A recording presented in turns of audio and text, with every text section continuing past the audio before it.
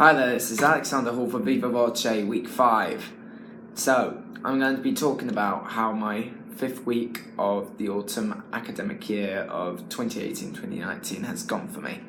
So, first question, what did I do this week? So, first of all, in TAP, the main thing we started working on was our choreography for The Greatest Show, which is the big company number for The Greatest Showman, which is the recent movie musical that came out, probably one of the biggest movie musicals that's ever been released in years. So for this year, of course.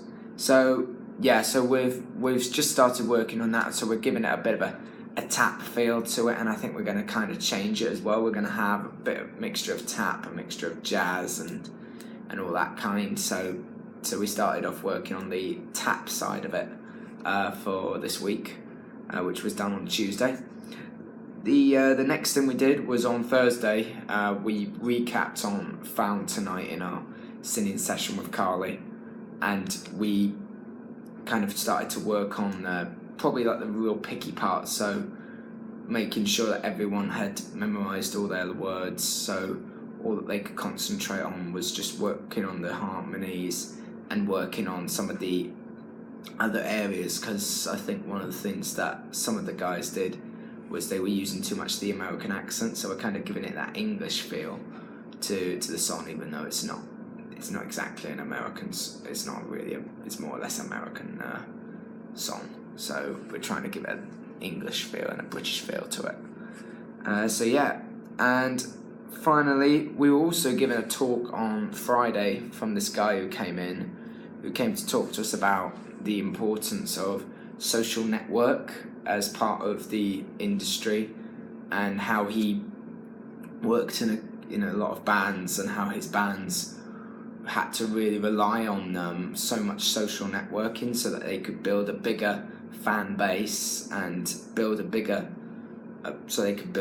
audience as well, and how it kind of helps, especially to this modern day, if you're like a young performer, that, you know, if you want to try and create a business, your business has to be on social media, otherwise you won't get enough people following you. Because a lot of the times, actually, I might not know this because I don't use social media, I just go on the internet and just find things out, that actually social media has a very big reputation to put people out there and do what they want to do and get more proactive in the industry.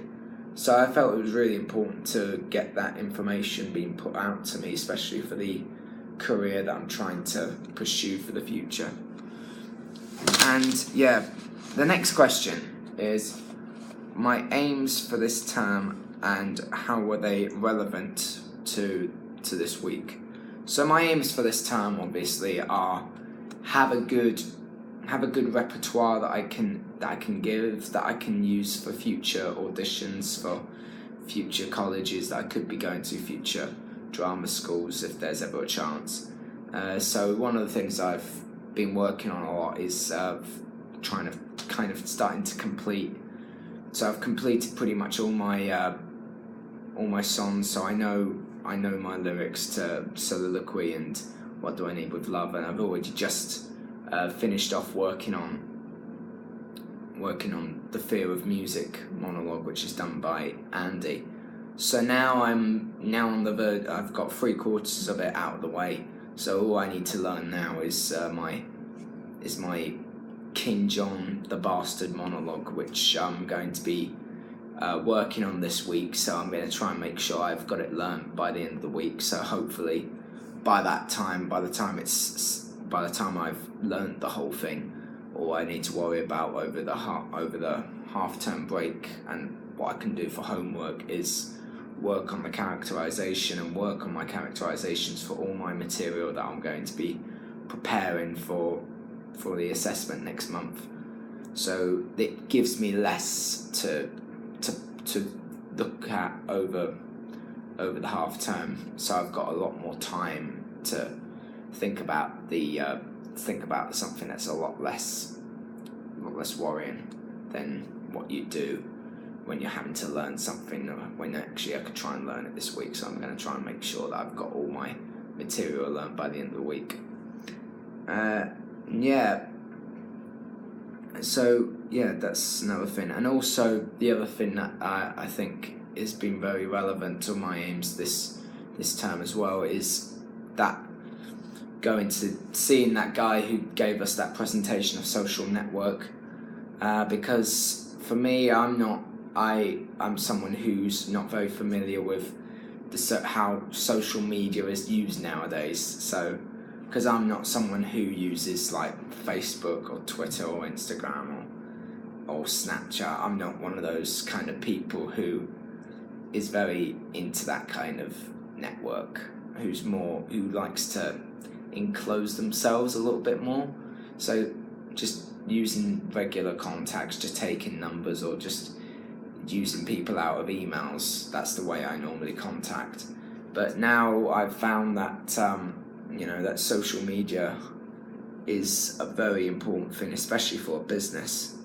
That it's so important that it helps build your reputation, and it builds something that you could probably be.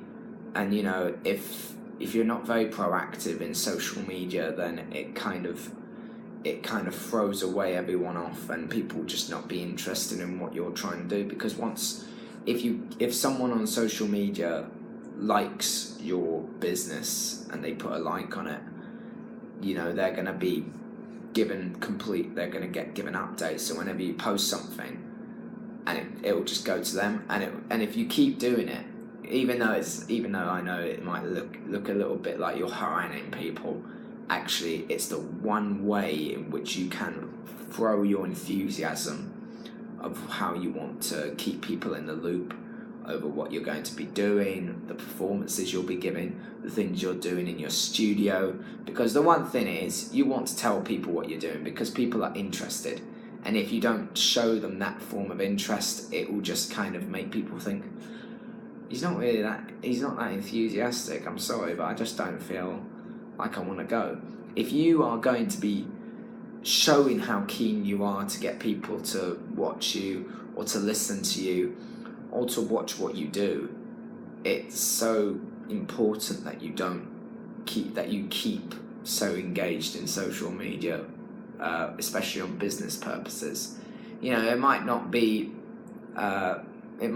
much for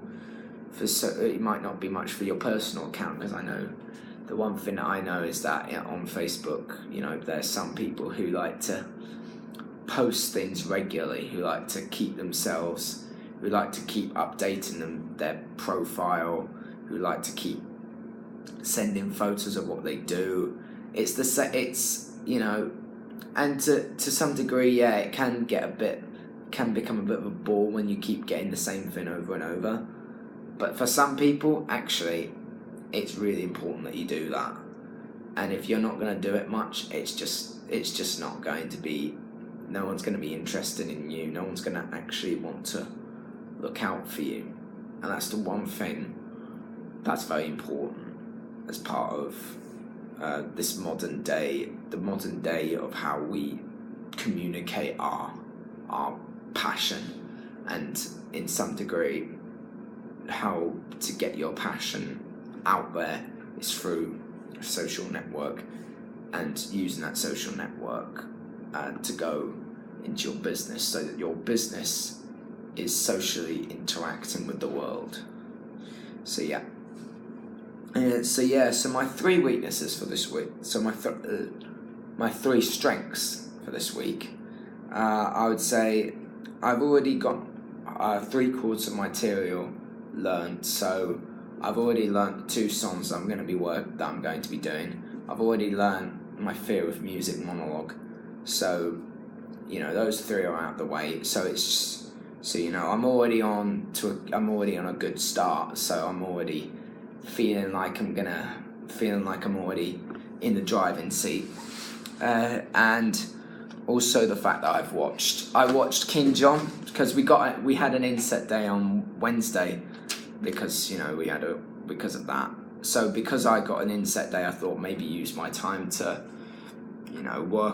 look over King John, the film, which had Leonard Rossiter in it, who played the king. I thought, maybe watch that so I can familiarise myself with the storyline, try and really look at all the different characters who do different monologues and see which one fits me best. And because people said that I probably fit on better with the bastard his name's the bastard, that I thought that maybe once I look at him and see his characteristics and just really work on what he has, that it could really help me to put that in to the study that I'm going to be putting onto my monologue, so that I'm kind of really getting into it.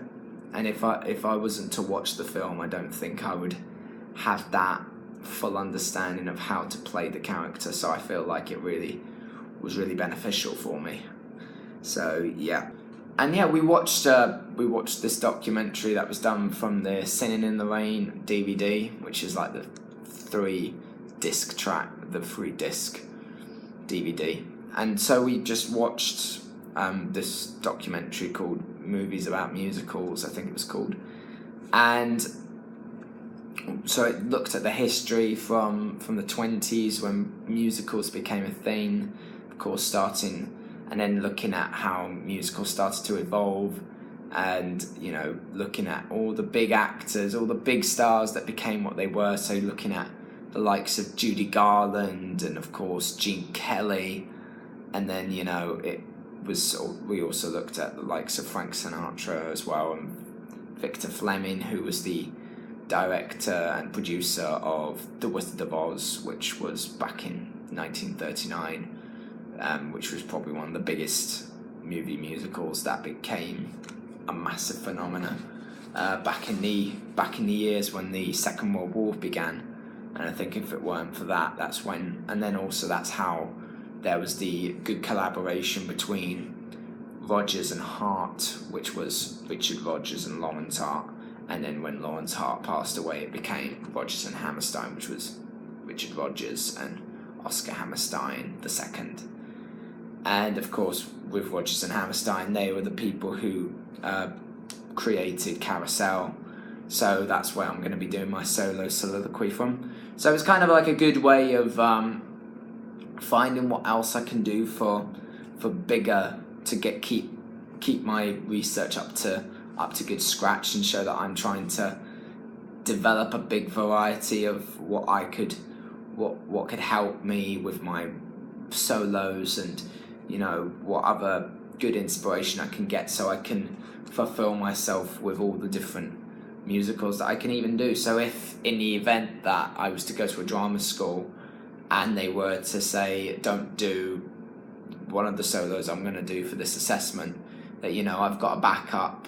So if I was to say, learn a song from On the Town, or from Singing in the Rain, you could name any of those, or even just any of those, or even Oklahoma, it could be anything. And if there was an event where all of my songs were rejected, then at least I have a few other songs that I could really work on, so I know that I'm fully prepared in case anything like that happens, especially on the day, because that would be a disaster if you hadn't learnt anything else as a backup. So that was really important for me, so I've got that. And so from that point onwards, so now going on to weaknesses. So my weaknesses would be that I shouldn't really have used an American accent for Found Tonight. So when I was doing my solo, have you ever felt like nobody was there? Have you ever felt forgotten in the middle of nowhere? Because I'm a lot more familiar with the You Will Be Found soundtrack to the musical Dear Evan Hansen, I started going on thinking of sounding like Ben Pratt when he does it, like, have you ever felt like nobody was there? Have you ever felt forgotten in the middle of nowhere? A bit like that. So I think one of the things that I need to think about with this particular track is that it's not done by Ben Platt, it's done by Lin-Manuel Miranda, who is doing it as like a collaboration with Ben Platt, who did the original You Will Be Found solo. So, and also that we're trying to give Found Tonight more of an English feel than an American feel, even though, you know, I think it's mostly for copyright purposes. I don't know why, but that's something worth asking Carly. But yeah, just think about maybe putting a bit more of an English spin to it, even though it's easier said than done, but just try and work on that. Yeah, and for screen acting, one of the things that I need to be very careful of is making sure that the camera is seeing me at all times, because one of the things I did in screen acting this week was I came in and I had to act as if there was like a war or there was something really terrifying happening, and I had to really act like there was so many bombs going off and all that kind of thing. So the way I had to go was look up in the air and then just like turn really slowly with as much terrifyingness coming into my face, and of course with my eyes as well. And one of the things that I did on my first take was I kept on ducking down, looking really frightened, but then again the camera couldn't see me, so it didn't work. So the one thing I need to remember with screen acting, the camera is my audience. The camera is the audience. The difference between when it comes to the stage, people can see you, because the stage is there for everyone to see. No one has to have a camera where it has to go down and up. People can just look and then go down automatically by watching you. And so with screen acting, you just have to be really conscious of that. So I need to be very careful with that when it comes to screen acting, which is the difference between stage acting and screen acting. And that's what we've got to remember, is the camera cannot move. It can only watch. So it's a bit like, if you think about it, if you think about the camera I could probably see the camera as if it's like someone who's got a really damaged neck and they can't pull it up, pull it down or anything like that. So you have to be very considerate about that and just make sure that you are just keeping it in that way. And yeah, finally, my other weakness would be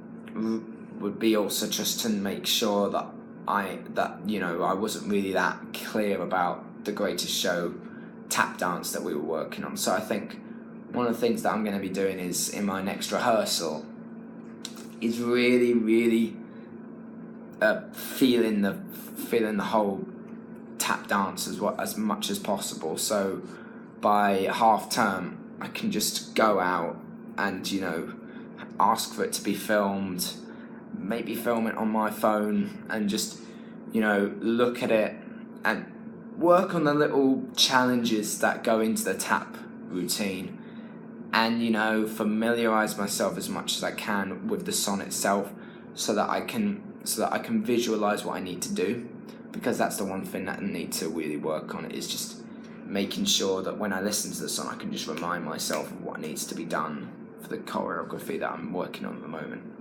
So yeah. And yeah, so how am I going to improve my weaknesses for next week? So work on my final monologue, so I need to learn, so I'm going to try and make sure that I learn my King John monologue by the end of the week. So by the end of the week, all I've got to worry about is just work on characterization, which is something that I can easily manage over half term. So I've got so it's a lot less stress. So I've put most of the stress out of the way for this week. So I can, think about something that is not as time consuming over half term. So it gives you less worry. And of course, making sure that I work on my presence on screen, which is something that I talked about before. Just make sure that I think of the camera as if it's a human with a very bad neck, where the whole neck is secure and they can't pull it up or down, so they can't just go down or up. Just make sure that you can make it pretend that that's what the camera is, and of course put less movement into what I'm doing on screen as well, because less is more. And yeah, familiarize myself with the song The Greatest Show, so that I can really get myself so I can really fulfill the whole choreography itself. So I've got an idea of what I need to practice over. So I've got an idea of what I need to go home over half term and look over, so I can come back in the next half term with a key idea of what I need to work on for the next half term. So that's me done. This is Alexander Hall for Viva Voce Week 5. Thank you very much for watching, and goodbye.